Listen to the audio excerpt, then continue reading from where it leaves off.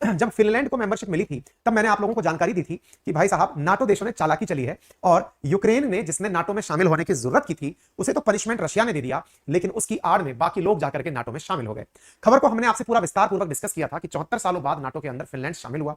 NATO की history और expansion आपसे डिस्कस किया गया। आपको याद होगा नाटो जिसको नॉर्थ अटलांटिक ट्रीटी ऑर्गेनाइजेशन के नाम से जानते हैं, शीत युद्ध के दौरान या सेकंड वर्ल्ड वॉर के बाद में यूएसएसआर से निपटने के लिए अमेरिका और उसके सहयोगियों के द्वारा बनाया गया था, जिसका मुख्यालय ब्रसेल्स, जिसको बेल्जियम की राजधानी कहा गया, वहां पर है। और यह एक सैन्य गठबंधन है, जिसका अर्थ है यदि एक को छुआ तो सब जाकर के लड़ाई लड़ेंगे। चलिए कोई बात नहीं साहब, वर्तमान की स्थिति की बात करें, लेकिन उससे पहले नाटो जहां पहले कुछ इस प्रकार से दिखा करता था, अब यह बढ़ते बढ़ते आगे चलने लगा। फिनलैंड और स्वीडन ने मई 2022 में अप्लाई किया था नाटो में शामिल होने के लिए। क्यों अप्लाई किया था? क्योंकि उसे डर था कि कहीं रशिया जिस प्रकार से यूक्रेन का हाल कर रहा है एक दिन फिनलैंड और स्वीडन का हाल ना कर दे।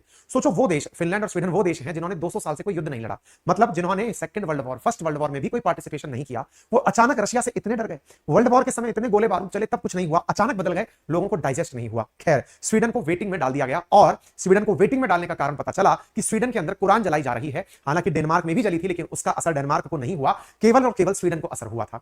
हालांकि जो सबसे ज्यादा जिसका मजाक बना वो व्यक्ति ये है जिसके कारण सारा युद्ध शुरू हुआ, व्लादिमीर जेलेंस्की, जिसने कि रशिया के सामने केवल ये कहकर युद्ध मंगा लिया कि मुझे नाटो में शामिल होना है। ये नाटो में शामिल होना चाह रहा था पुतिन से डर के, लेकिन इन्हें तो शामिल नहीं किया गया और इनके स्थान पर स्वीडन को भी परमिशन दे दी गई है। तुर्की ने हाल ही में ये मान लिया है, क्योंकि आपको मालूम होना चाहिए नाटो देशों में शामिल होने की कंडीशंस में है कि यदि सारे देश जो कि फिलहाल नाटो के मेंबर हैं वो अगर अलाउ कर दें तभी दूसरा देश शामिल होता है। वर्तमान में नाटो में 31 देश हैं, फिनलैंड नया देश है। ऐसी स्थिति में स्वीडन को शामिल करने में सबसे बड़ी बात तुर्की बन रहा था, जो लगातार अपनी कंडीशंस डालते जा रहा था। बाइडेन ने ऐसा फोन पे क्या कहा जिससे रसप अर्दगन मान गए, वो जरूर चर्चा में करेंगे। लेकिन एक तस्वीर जिसने लोगों को बिल्कुल एकदम चौंका दिया है और मजाक मीम का मार्केट एकदम गजब चल रहा है, और वो ये है कि 11-12 जुलाई को जब लिथुआनिया के अंदर, जो कि यूक्रेन का पड़ोसी राष्ट्र है, बाल्टिक नेशन है, वहां पर नाटो देशों की मीटिंग हो रही थी। वहां पर भाई साहब अकेले खड़े दिखाई दिए। नाटो मेंबर्स आपस में एक दूसरे के साथ में खूब बढ़िया बातें कर रहे हैं, इनसे किसी ने बातचीत नहीं की। लोगों ने इनकी गजब मजाक बनाई है कि तुम गए क्या थे करने, तुम्हें नाटो में शामिल नहीं किया गया है क्या, तुम्हें यह समझ नहीं